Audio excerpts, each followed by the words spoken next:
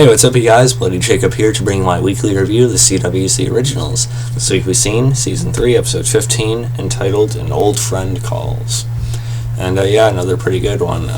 Ever since the whole crossover thing hit last week, the Originals really has this season on another good upswing, just like the Vampire Diaries season. I really think it's starting to improve for me, or at least my interest in it is starting to increase again. So I did really enjoy this episode. A couple things seem a little bit off to me. We'll get into that as we go. A lot of it revolved around the fact that, of course, with last week's big change to the story, Klaus, his sire line is now broken. So, that means that, obviously, you know what it means. If you don't, if you watch the shows, you know what it means. But I'll explain it to you anyway. Basically, this means that if Klaus dies, characters like Stefan, Marcel, etc. aren't going to die when he does.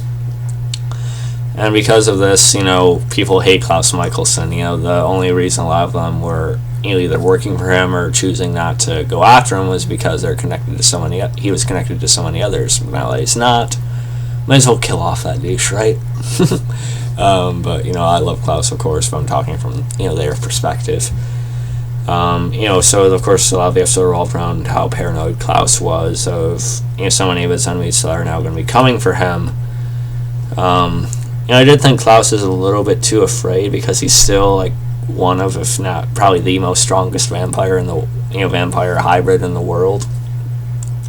So I thought he came off a little bit too scared in this episode, I thought. But again, it's probably less about what will happen to him and more so about the people or how the people he cares about will be affected that are around him when all the shit starts hitting the fan, So I think it's more about, his fear for his family than for himself, I think. That's what I'm going to go with anyway. Let's see, we have Cami training at the Vincent. She's taking a lot of her frustrations about Aurora. And so maybe she'll become a little bit more of a capable fighter at this point. She's still a young vampire, but, with the right training, sort of like what Elena got, maybe she'll be able to at least keep herself alive a little bit more often. We'll see. We'll get into more about Cami later, though. Of course, another big development for last week, Cole is actually back now in the flesh. Original actor and all, so I'm happy about that. I like the scenes I got out of him this week. I honestly hope the Cole character's around for a while. I just hope we'll talk more about him in a minute. Klaus talking to Cami, she doesn't want Aurora alive, and she doesn't understand that Klaus actually condemned him to a greater punishment than just giving her the mercy of death. Cami, part of her believes that, Klaus might still have a thing for Aurora, that part of him still cares, which is why he's actually keeping her alive. But, I don't know, I just think Cami's being a little bit too selfish and arrogant again here, or a little bit more singularly focused. Because you seen Aurora was begging Klaus to kill her last week, it was last week, but, why would Klaus give her exactly what she wants so she could be reunited with Tristan, have Tristan be put at peace too? But again, Cami, I don't know, ever since she came back as a vampire, her character just hasn't been nearly as likable or interesting to me. I don't know what it is about. Oh yeah, I do. Her whole character's changed, but I don't really like that way they handle it. It doesn't seem like a lot of people are right now. So that's kind of my one ongoing gripe with the current thing right now, or the current story right now. Let's see. And I forget what his name was, Cortez or something along those lines. He's played by a guy I watch on Z Nation right now, I honestly forget his name on Z Nation because it's been a while since I watched that show. Let me look this up real quick. Give me a second, guys, if the computer chooses to actually load right now.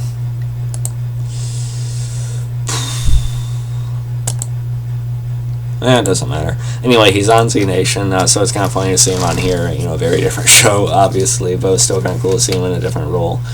Although I think he did overact a little bit in certain scenes, but it wasn't too bad, and it got the point of the character across. And I thought Klaus was a little bit too afraid of this guy, but I don't know. I've complained about the way the writers write Klaus makes him seem weaker sometimes than what he actually is or what he should be. Let's see. Cole shows up, and things seem tense between him and Klaus and Elijah at first. Because when Klaus first sees Davina, he pushes her against the wall. He wants to kill her, which we all kind of want him to. Not a lot of people like Davina. I honestly don't like the likely possibility that she's going to be around for the whole series. But Cole pushes him off, and surprisingly things are tense. I mean, well, it's not surprising that things were tense, but although things were tense, surprisingly enough, Klaus and Cole hug, and then Cole also hugs Elijah and things like that, and Davina's a little bit selfishly irritated, like she is giving looks like that, because she's all selfishly upset because Cole might actually be able to still get along with his family, even though she has this little personal grudge against Klaus especially, so she wants Cole probably to be as hellbent on taking them down as she is. But Davina. She's probably more irritating than Caroline is to me at this point, which is a pretty big thing to say.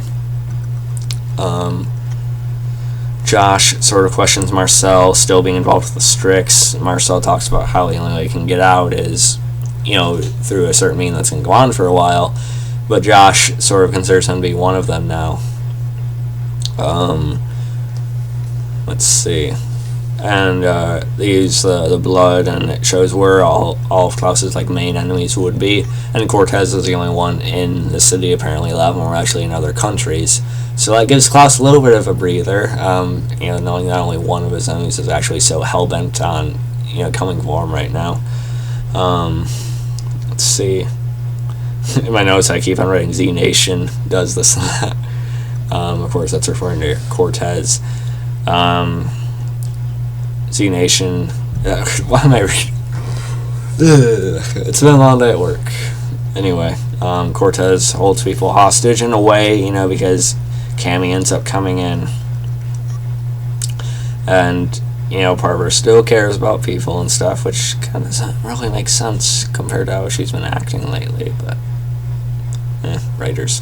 Anyway, let's see. I honestly just want to get to the 100 video right now. But it's just still a very good episode. I'm just in a 100 mood right now. I don't even know what to say right now. This is getting kind of awkward. Let's see.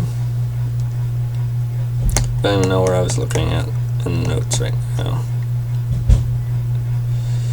Yeah, okay, so Z Nation, Cortez, his thing is that he basically compels a lot of people to do his bidding. He sort of likes controlling everyone's various scenarios and different things like that. And he captures Cami, and he's trying to force Vincent to find the last bit of White Oak, so he can actually try to kill Klaus for real. We see that Hayley's been hunting down the Strix, killing them left and right. Of course, I have vengeance for Jackson. And we see the other sires are now actually coming for Klaus to kill him. We see the blood slowly moving across the map. And at this point, Klaus actually kills Cortez. Swipes his head off, which is pretty cool. Marcel, we see him sort of manipulating the Strix as a way to maybe get Klaus some protection, I think. I did like the scene between Cole and Freya, Cole referencing back to a time when he actually thinks he did see her. And so I sort of like them connecting. I'll talk more about Cole in a second. We get a scene of Cami, of course, being irritating again, saying the part of her that loved Klaus is human, and that part of her, of course, is dead now. And the part of her love Klaus is gone. I honestly don't like Cami very much at this point. A lot of us really don't. Klaus says, he still cares about her despite what Aurora said would happen, but of course Cami just brushes him off. Cole shows up for Davina like she wanted. They dance, and they have sex too, and which came across a little bit weird at first because Davina still does seem pretty young. Then you look at how old the actress actually is, and she is actually 21. So it's not illegal or anything like that. It still came across a little bit weird because she still seems very youthful in comparison to a lot of our characters. But it's still a nice scene nonetheless. And we get Hayley telling Elijah she has to let Elijah go for Jackson's sake, saying that Jackson always knew that Hayley loved Elijah, and now she feels like she's sort of like tarnishing his memory by, slowly spending more and more time with Elijah again. But, I kind of disagree with Hayley completely breaking things off with Elijah, because really, if Jackson's dead, I'm sure he'd want Hayley to be happy with whatever she did, and I don't think he'd just want Hayley to be left alone and all miserable and, bent on this blind revenge and stuff like that either. She'd probably want Hayley, he'd probably want Hayley to do what she wanted, but, well, Hayley's just doing this to extend the love issue between these two, so. Cami, of course, wants to kill Aurora. She's planning on finding Aurora and killing her instead of being waiting in fear, waiting to see how she's going to eventually break out and fuck with things again. We see Klaus, Hayley, and Hope are actually leaving together. Klaus is going to go on the run, but not on the run, but disappearing. And again, I don't think Klaus should be so afraid because he's still so damn powerful, or he was, depending on the episode, I guess. And Hayley just has enough. She feels like she needs to be away for a while. Of course, the parents taking care of Hope. Vincent is actually able to locate the White Oak, and it looks like another force is sort of manipulating him at this point. Cole actually gives in and feeds, so the whole thing about his control is actually a bigger issue than what he let on, because as Davina pointed out earlier, him as a vampire can be pretty psychotic at times. Cole said that he has been changed by Davina, but obviously he's still giving in. He can't completely control himself like he was trying to say. Finn returns, so that should be interesting. So yeah, those are my thoughts on this week's episode. Overall, pretty good one. Not quite as interesting to me as last week's or other shows this week, but still one that followed up fairly well with what they did last week, I think.